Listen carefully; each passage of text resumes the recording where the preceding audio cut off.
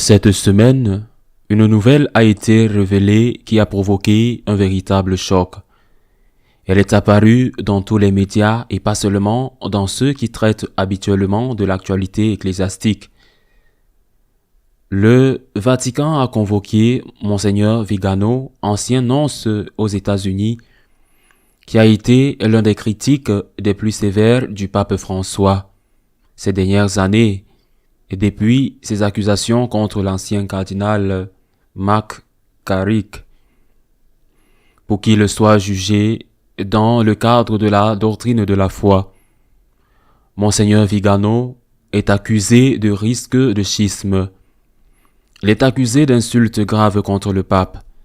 Il est accusé de dire que le pape est un hérétique et qu'il est un pape illégitime parce qu'il a été élu par une conspiration qui est interdite.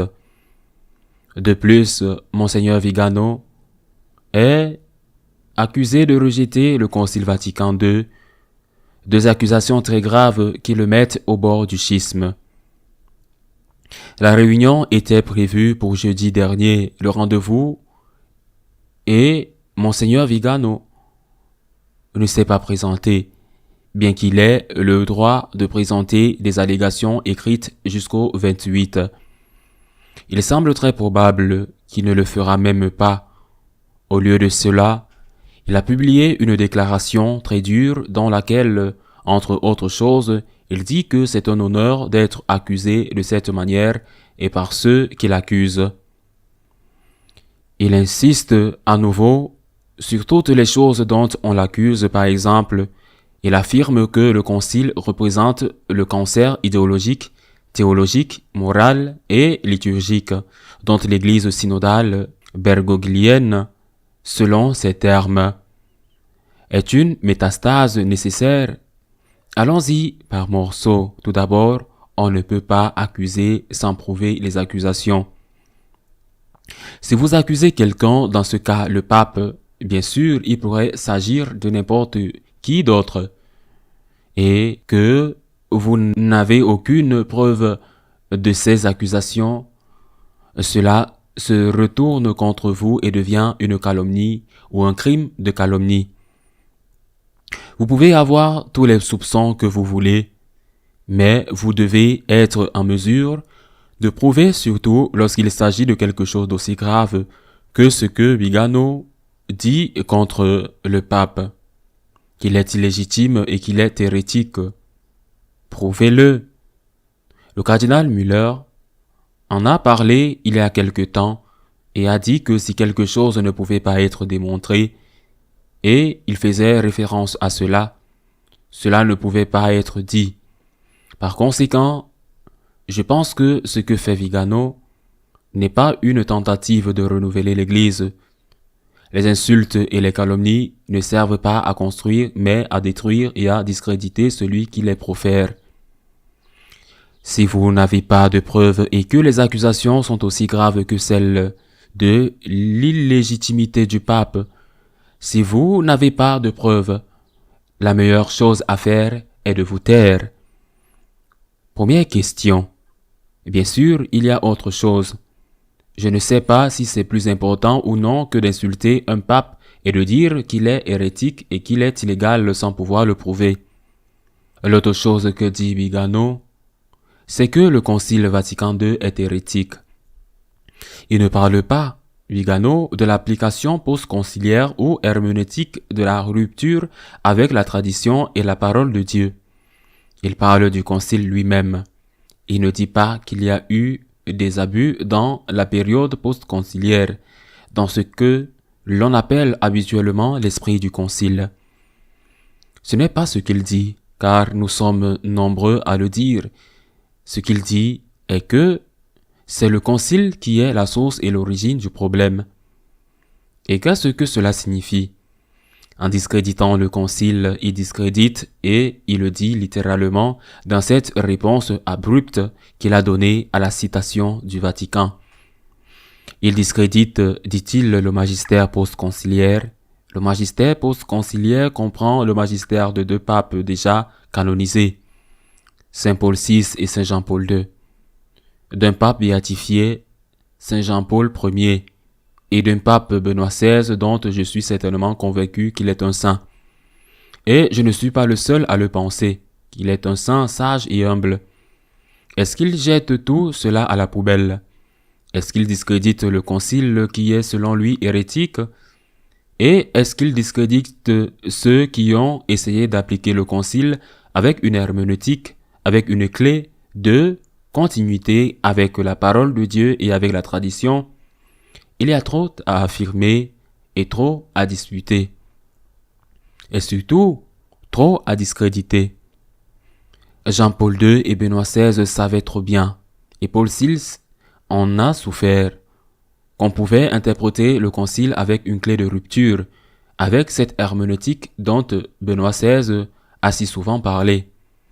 Ils le savaient bien et ont tout fait pour que le concile soit appliqué dans une clé de continuité, qu'il ne soit pas une rupture, qu'il n'y ait pas d'avant et d'après dans l'histoire de l'Église, comme si l'Église repartait de zéro sans avoir une référence obligée à la révélation, y compris la révélation de la porte, de la parole et la révélation de la tradition.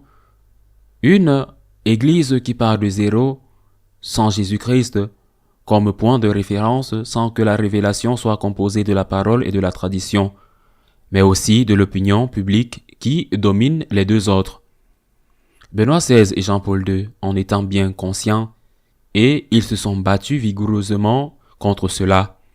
Pour Vigano, tout cela est inutile, car il n'y a pas de solution. Autrement dit, si le concile est hérétique, il n'est pas possible de l'interpréter en continuité avec ce qui s'est passé auparavant, parce qu'une chose qui est cassée ne peut pas être réparée. Peut-on vraiment dire honnêtement que Saint Jean-Paul II était en rupture avec la tradition et avec la parole de Dieu? Peut-on dire que le pape le plus sage que l'Église ait eu au cours des dernières années, derniers siècles, Benoît XVI, ne savait pas que le concile était le problème? Vigano en sait-il plus sur la théologie, l'histoire de l'Église et tout le reste que le géant intellectuel qu'était Benoît XVI? Ce sont les déclarations calomnieuses que je déteste vraiment voir faites, et pas seulement contre qui elles sont faites, mais aussi par qui elles sont faites. Parce que c'est un archevêque catholique, si nous restions ici, nous resterions en surface.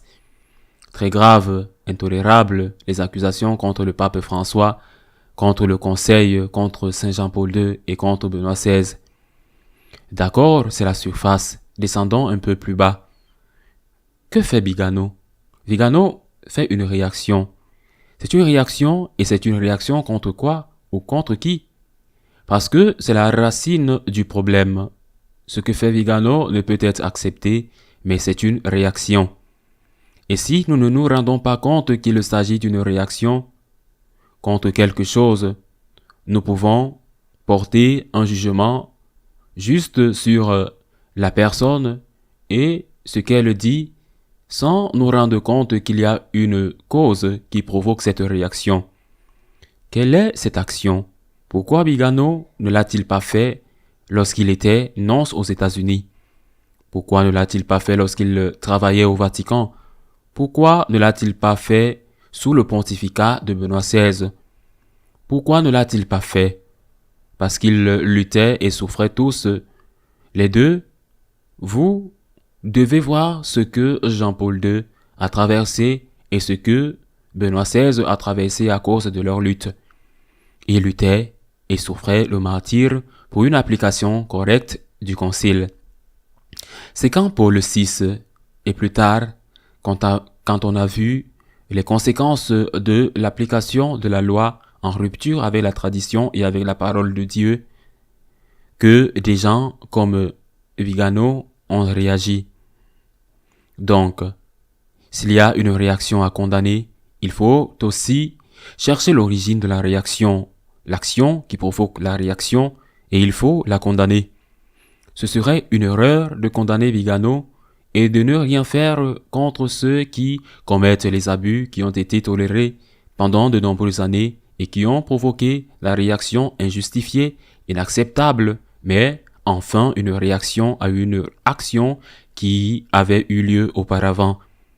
Si nous tolérons les abus de l'Allemagne, de la Belgique, de la Suisse, et pas seulement les abus moraux, dogmatiques, liturgiques, si nous les tolérons, nous donnons des arguments et des gens comme Vigano qui, en réagissant contre eux, se trompent. C'est pourquoi nous devons revenir, et je le pense vraiment, parce que je le crois, nous devons revenir à l'interprétation du Concile Vatican II en continuité avec 2000 ans d'histoire de l'Église, en continuité avec la parole de Dieu qui ne peut pas être touchée, en continuité avec la révélation qui nous vient par la tradition. La tradition doit toujours aller de l'avant, elle l'a toujours fait, mais jamais en arrière. La meilleure façon de gérer ce schisme qui va se produire, je ne sais pas quelles seront les conséquences pour Monseigneur Vigano. La meilleure façon est d'éliminer des choses qui ont provoqué cette réaction. Sinon, pour beaucoup, en particulier pour les personnes qui ne sont pas bien éduquées, la réaction de Monseigneur Vigano sera juste et beaucoup se rangeront à son avis. On parle d'abolir complètement l'utilisation de la messe traditionnelle. Si cela devait se faire, c'est déjà très limité aujourd'hui. Si cela devait être complètement aboli, ne serait-ce pas donner des arguments à ceux qui croient que Vigano a raison?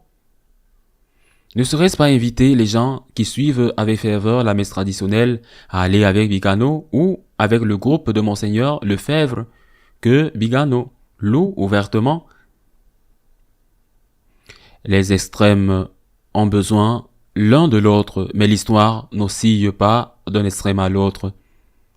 La position de Benoît XVI, de Saint Jean-Paul II, qui consiste à essayer de s'unir, d'appliquer le concile dans la fidélité à la tradition et à la parole avec une herméneutique de la continuité, est la seule solution pour que l'Église sorte de cette situation très grave dans laquelle elle se trouve. Je demande des prières, que Dieu fasse en sorte qu'une solution soit trouvée, que nous ne nous retrouvions pas devant un nouveau schisme qui ne fera que blesser et briser l'unité de l'Église, toujours avec une grande douleur et de graves conséquences. À la semaine prochaine, si Dieu le veut.